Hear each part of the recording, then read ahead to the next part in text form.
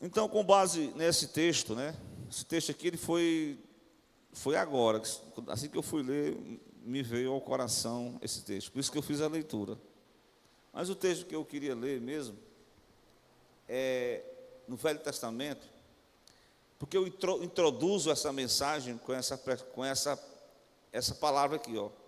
Não ignoramos os seus. Aqui está mais bem explicado, né? Essa NVT, o que é, hein? É versão transformada. É bem explicado, né? Que o inimigo ele tem uns planos, ele elabora como derrubar um crente. Como desânimo. Já usei a estratégia, o desânimo é uma estratégia. Como bloquear um crente, um homem, desde os primórdios que ele vem com as suas estratégias, com os seus ardis, com os seus planos. Mas eu gostaria de falar sobre a construção do templo em Jerusalém. Eu me reporto para o... Tu estava segunda-feira lá na reunião? Estava não. O nome, como é a pronúncia desse nome, Léa? Esdras ou Esdras? Esdras. Depende de quem você pronunciar, né? Tá certo? Tudo bem?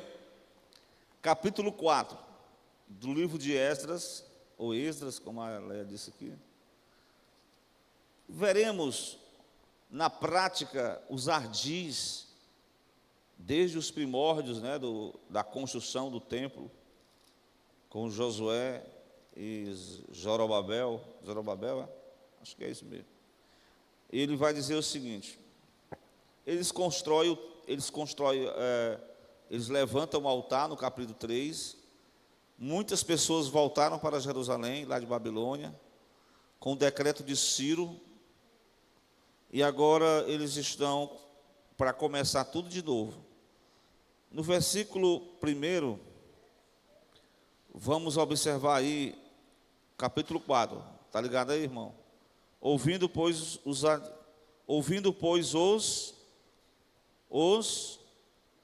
adversários. Irmão, quem é o meu adversário?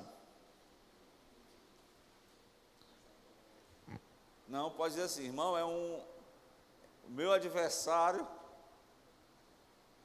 é o meu vizinho, é o meu colega de trabalho, se levanta contra mim, é na sala de aula, porque tem gente que se posiciona como adversário da gente, né?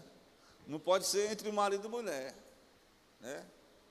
A mulher e o homem se competir mutuamente, sendo adversários, irmãos sendo adversários um do outro.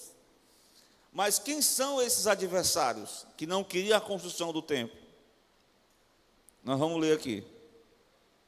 Os adversários de Judá e de Benjamim, que é a representação do povo de Deus.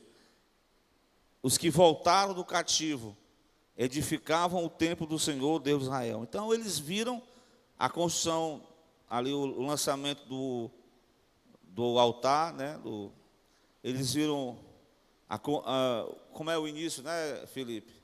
O início da construção, né? A pedra fundamental, ali aplanou, né? Porque estava cheio de escombros, foi removido os escombros, aí foi colocado uma nova edificação. Aí aquilo suscitou uma certa atenção por parte desses adversários. Então, vamos logo adiante. Qual foi a primeira estratégia deles para tentar acabar com aquela obra? Vamos lá para o versículo. Irmão Odaí hoje não está aqui não. Odaí hoje está em casa, está trabalhando. Olha, primeiro versículo, primeira estratégia. Chegaram-se a quem? Aí aos líderes. Quem são os líderes? Zorobabel e os chefes dos pais disseram: olha a estratégia dele. É aquela: se eu não posso combater com eles, junte-se a eles. Isso é chamado, eu posso falar assim, um termo, na questão da guerra, né? Infiltração. Eu vou me infiltrar, né? Como uma pessoa para tentar se cooperar com aquela obra e, ao mesmo tempo, eu vou minimizar ou tirar o potencial daquele crescimento, daquela obra que foi iniciada. Foi sabotar. A palavra é essa, sabotar. Né?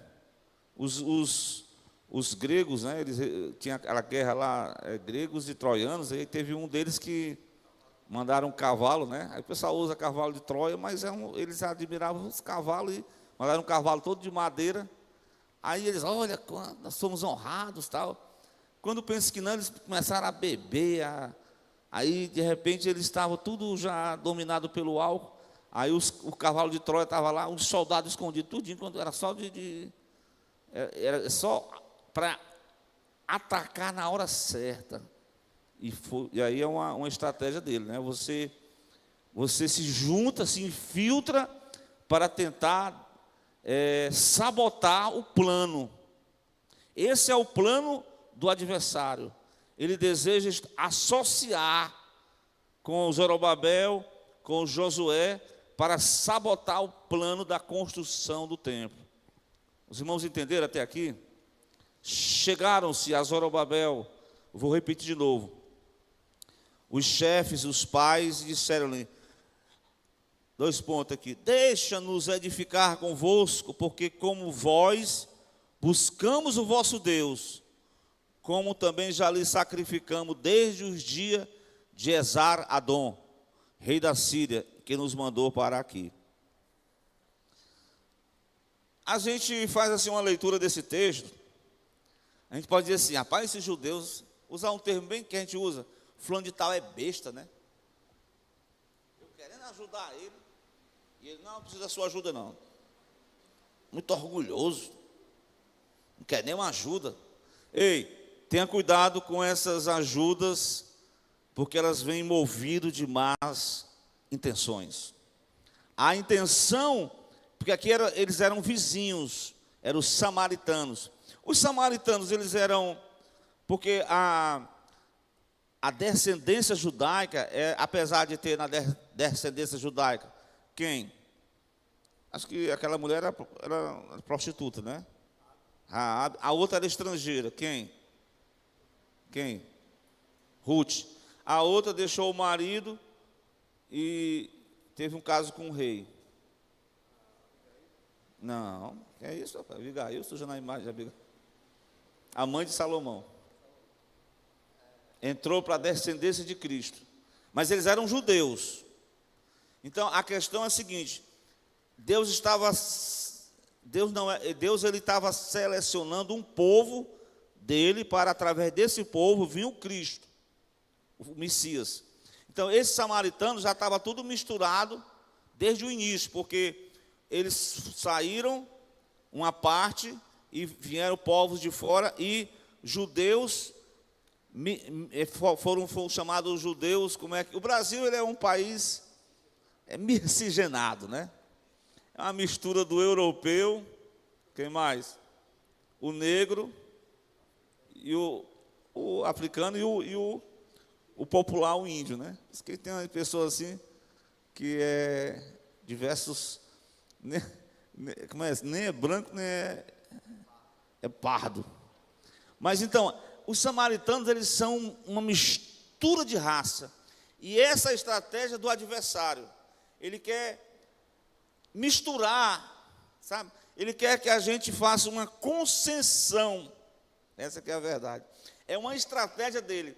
Você cristão, faça uma concessão e daqui a pouco a essência vai perder a qualidade.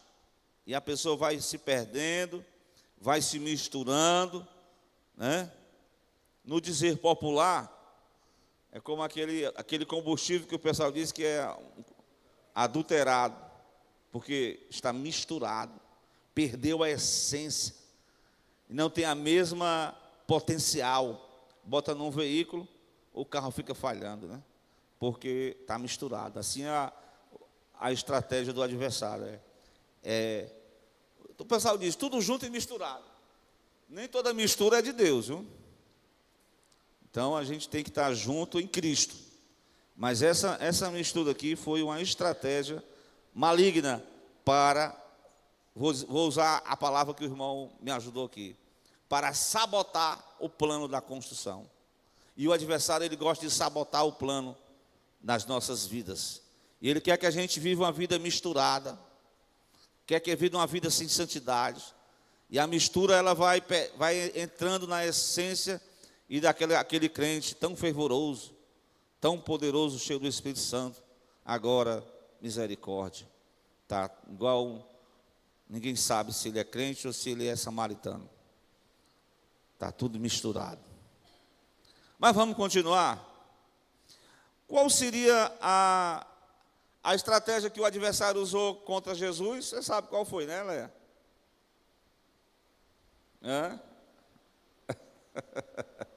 Irmão, eu vi uma explicação que eu achei interessante, né? Porque a pessoa pode passar até 3 dias sem beber água, é o máximo. Você não passa mais tempo sem beber água, não. E um jejum?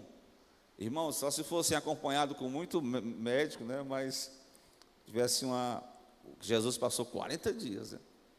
Então ali, inclusive, eu vi essa autofagia, viu, irmã? Irmã, sabe o que é autofagia, né? Stephanie. É quando as reservas da gordura do corpo chegou no limite. Aí a fome bateu, viu? Aí o diabo chegou, estratégia dele, transforma, problema resolvido, ó, poderoso, pega o pão, pega a pedra, faz como diz hoje em dia as pessoas usam muito nos filmes, né? O pessoal até brinca, né? Mas, irmão, tem muita feitiçaria misturada, negócio de feitiçaria. Hoje, lá no trabalho, o pessoal botaram lá uns desenhos de umas bruxas lá, meu Deus, porque é para comemorar o dia das bruxas. O diabo, ele faz isso, ele joga uma estratégia. Não, isso aqui é uma bruxaria do bem. Tá vendo? Tem até irmão com negócio de bruxaria do bem. Não tem bruxaria do bem, não, irmão. Não tem bruxaria nem. É macumba, né? É má por natureza. Não tem coisa do bem, não. Pode vir alguma coisa boa quando a natureza é ruim? Não pode. Já está. Até aquela é um sapo, né? Que numa enchente, aí o escorpião disse: deixa eu ir no seu tum-tum, ó. O escorpião disse: não, pai, você gosta de me envenenar. Não, mas eu vou. Aí quando ele chegou no meio do caminho, aí o escorpião feriu lá o sapo. Disse: rapaz, tanto que eu lhe ajudei. Não, mas porque faz parte da minha natureza.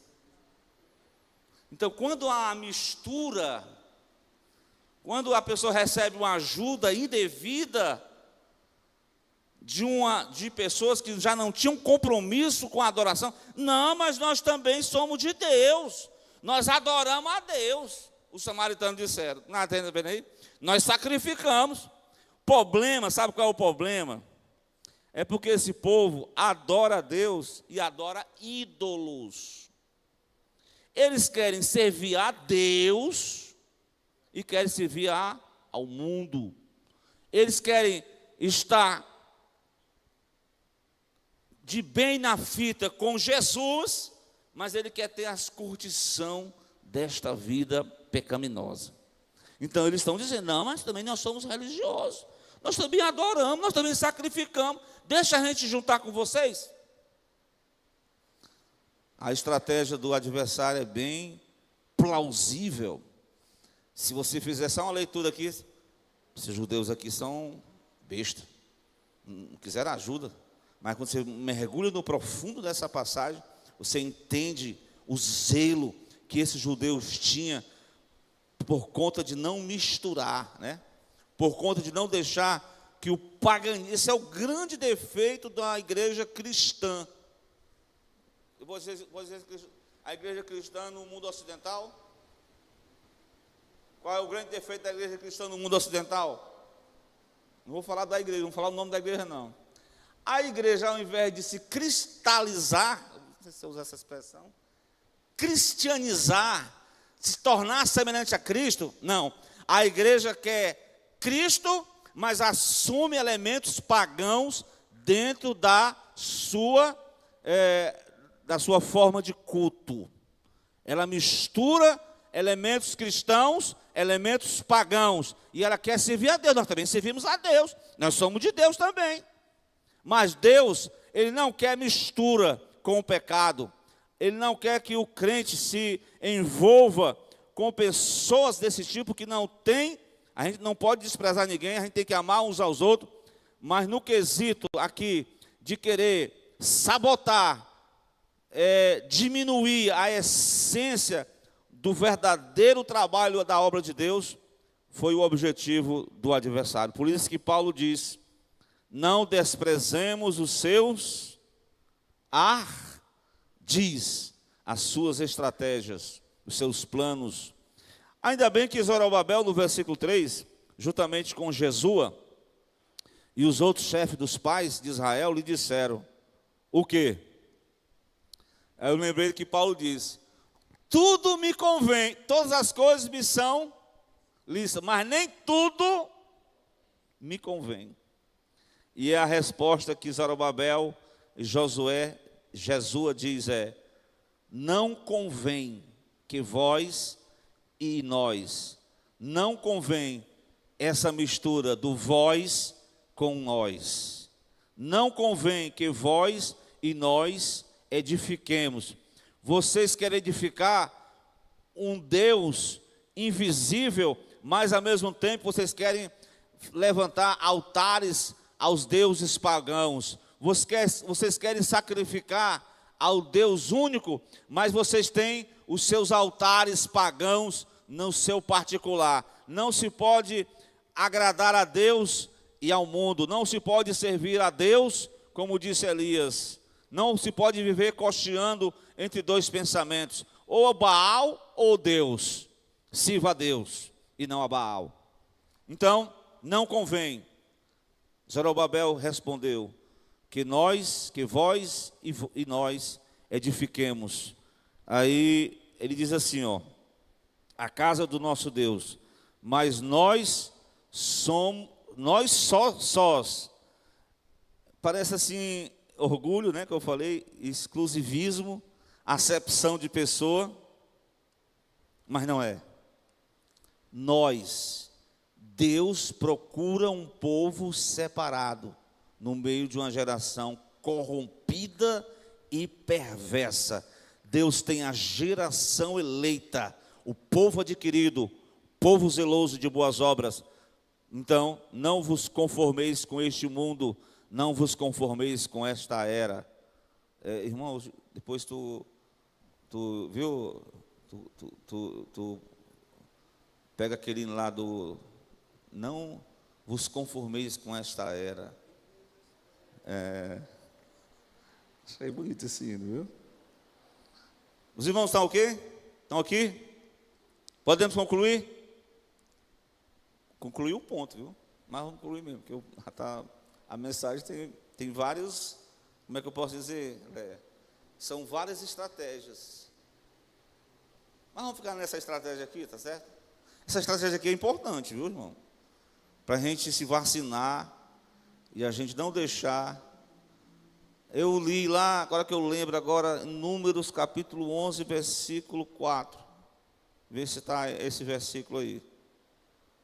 Conforme esse pensamento que eu estou. É isso mesmo, é? É. O que vocês conseguem ler nesse versículo aqui? Irmão, bote uma versão aí daquela para ficar mais esclarecido. Pronto. Lá na versão tradicional é o vulgo, ou seja, havia os israelitas, que foram sair do Egito, e tinha um vulgo, um grupo de pessoas, aqui eles chamam um bando de estrangeiros, que se juntaram. Rapaz, o Deus de Israel é forte. Mas a igreja lá é bonita, viu? Os hinos são maravilhosos. Gostei tanto daquela pregação. Eu estou lá. Eu estou lá no meio dos crentes. Eu estou lá porque eu estou querendo receber um milagre. Porque eu quero receber uma cura. Eu quero uma porta aberta. Eu só quero receber as bênçãos do evangelho, né? Aí esse vulgo, eles caminharam junto. Só que eles, olha o problema, eles começaram a influenciar negativamente, porque, irmão, basta só no popular assim, uma laranja apodrecida para contaminar as que estão saudáveis. Esse vulgo, esse grupo pequeno, começou a desejar intensamente a comida do Egito. Ele trouxe à tona os desejos do velho homem lá da antiguidade. E o povo de Israel também começou a se queixar. Se tivéssemos carne para comer, nós já estamos enjoados dessa comida. Nós queríamos voltar tudo de novo ao Egito, mesmo sendo escravo, mas nós tínhamos alguma coisa para comer. Agora nesse deserto só tem esse maná. Tudo é a mesma coisa.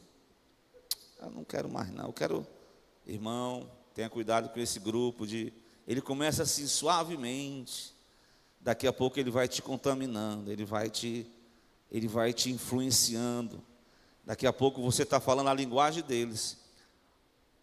A influência negativa, ela é uma doença contagiosa. Ela pega, irmão. Quando pensa que não, a gente já está contagiado. A gente já está pensando, falando do mesmo jeito que os inimigos da construção quiseram se infiltrar no meio. Tem que estar no meio deles para que eles pudessem serem enfraquecidos e com isso a obra ia ser sabotada. Glória a Deus, porque os homens de Deus disseram: nós vamos edificar a casa do Senhor, Deus de Israel, como foi dada a ordem através do rei Ciro, rei da Pérsia. Então, essa primeira estratégia caiu por terra. Glória a Deus. Os ardis de Satanás não funcionam quando o crente está ligado na palavra. Glória a Deus. Quando a gente se desgruda um pouco, se desvincula, a gente começa a ser influenciado, né, por esse estilo de vida que é endossado pelos inimigos da construção. Amém até aqui? Poderíamos falar um pouquinho sobre o versículo 4. Eu acho que o versículo 4 aqui, segunda-feira eu falei dele ali para um irmão, que o versículo 4, quando você olha para as circunstâncias, para os problemas, para as lutas, qual é a tendência naturalmente do ser humano?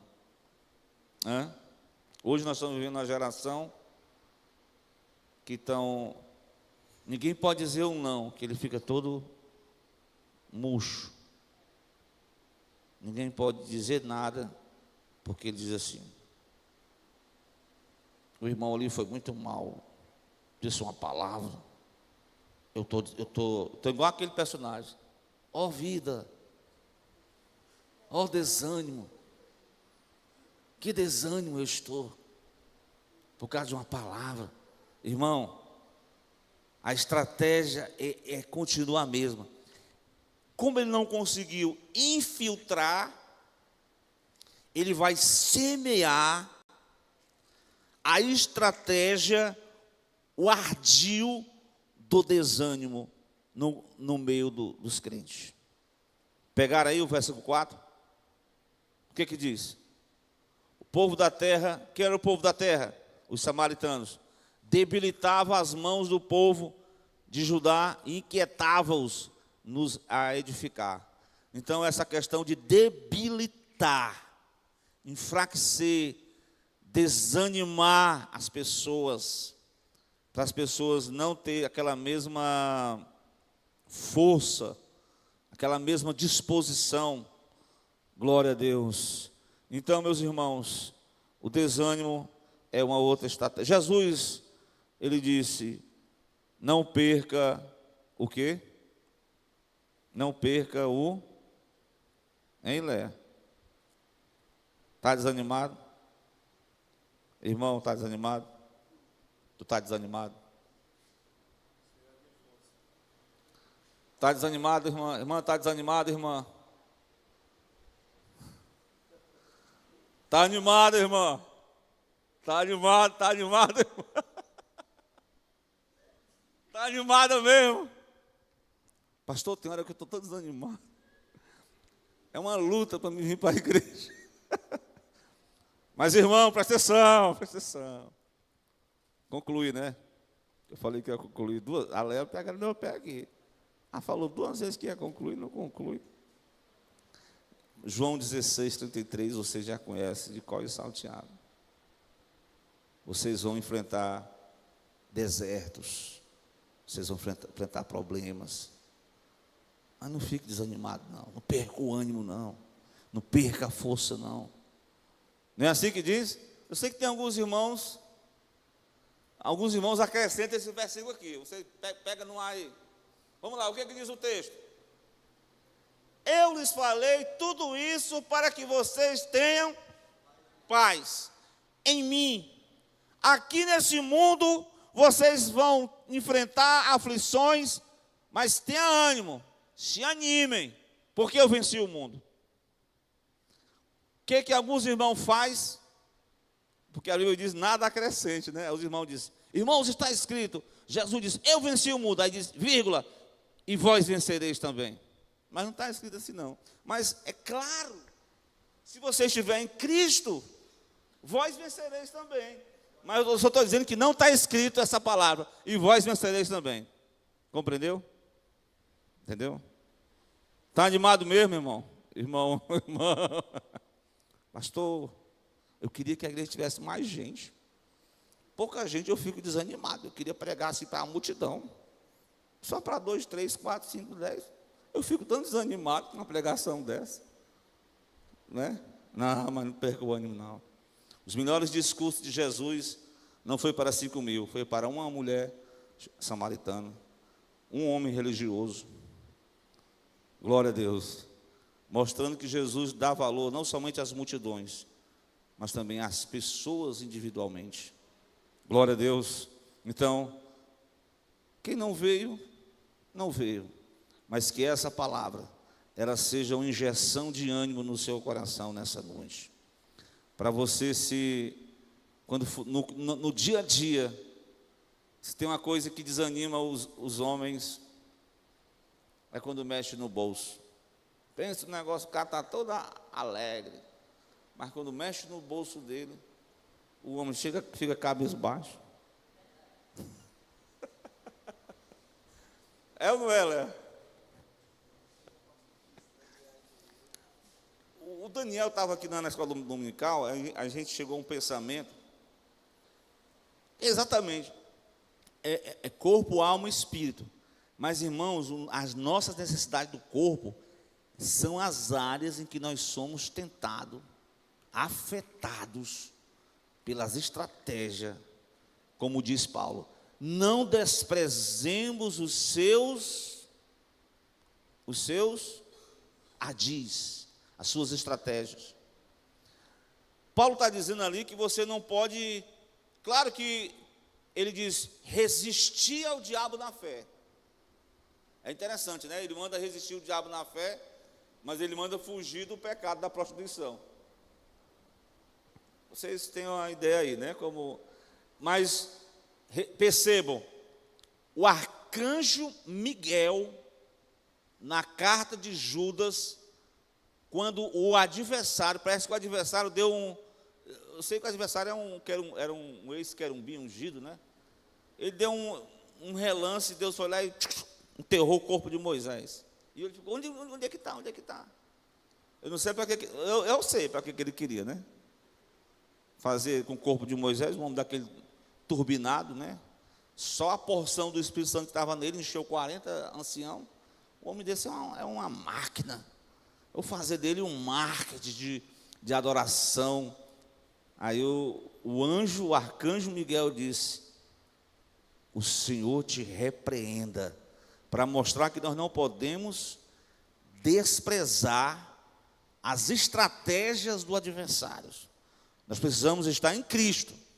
Se nós estivermos em Cristo, nós estamos abrigados, nós estamos acobertados, nós temos sabedoria e habilidade para a gente até, como eu li Provérbios, fechar as brechas. Então, aqui Paulo está dizendo, fecha as brechas, irmão, no relacionamento, da convivência humana, a questão da dissidência, né, do mexerico que estava vendo na igreja, que ou igreja para ter problema, né? Às vezes essas igrejas que é tanto irmão poderoso assim, são os irmãos que são mais cheios de problema, né? Porque o orgulho, e aí a falta de perdão, e aí Paulo aconselha para que eles pudessem viver uma vida de perdão mútua, para que Satanás não vencesse eles, porque não podemos desprezar os seus ardis. Então são dois ardis que eu citei hoje, né? Um é a mistura e o outro é o desânimo, para deixar o crente desanimado. Mas que em Cristo nós possamos receber ânimo, força. Amém, irmão? Irmão, tem um hino aí para cantar? Tem não? Tem? Cante um hino aí.